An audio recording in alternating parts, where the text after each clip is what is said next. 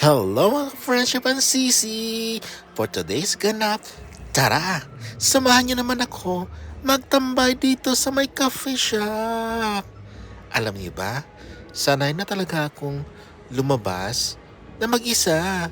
Dati kasi, palagi ako may kasama yung mga pamangkin ko nung andito pa sila. Pero ngayon, sanay na po ako. Yung iba siguro, hindi nyo kayang lumabas na mag-isa. Pero ako dyan, palagi talaga akong napupunta sa coffee shop na yan at magtatambay.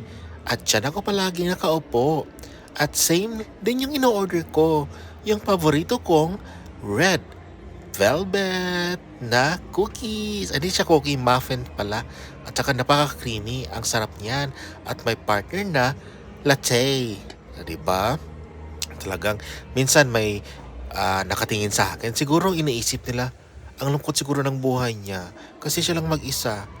Pues, wala akong pakialam sa mga iniisip nyo kasi napaka-colorful ng buhay ko. O, di ba? Kaya nyo bang maupo dito? Siya nga pala mga friendship. Actually, nintay ko lang yung mga kaibigan ko mag-message kasi andun sila sa taas. Sa taas kasi dyan, meron pong kaganapan na yung tinatawag nito na Borjuman Street Food Festival Year 3. Pupunta ho ako doon sa taas kasi may kukunin na ako sa kaibigan ko actually. Galing ako doon, sabi ko, ay parang gusto kong uminom naman ng kape. Kaya bumaba ako dyan. Siya nga pala, yun. Ganyan talaga palagi ko ginagawa, lalo na pag na-board ako sa kondo, dyan ako pupunta sa coffee shop na yan. Kasi feeling ko, ang sarap ng parang feeling lang na diyan makalabas ka lang ng bahay. Alam niyo bang gano'n? Meron ka ba yung feeling na gano'n? Gusto niyo lang lumabas ng bahay para makakita ng tao? Oo, di ba? Yan yung minsan yung naisip ko o ginagawa ko para makakita ako ng tao or makita ako ng tao. Kaya lumalabas ako pero dyan ako palagi sa coffee shop na yan.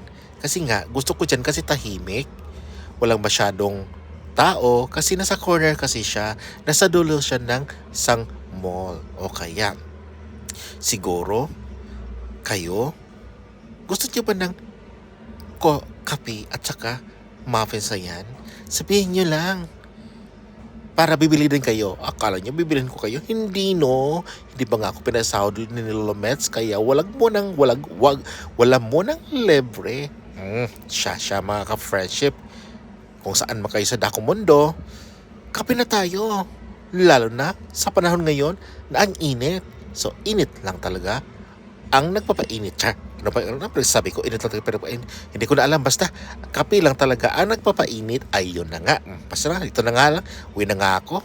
'Di ba? Basta kayo na mag ano diyan. Bye-bye na. At bye. Ingat to kayo palagi. Hindi ko na alam. Bye. Hanggang sa sumunod. Bye-bye mga friendship.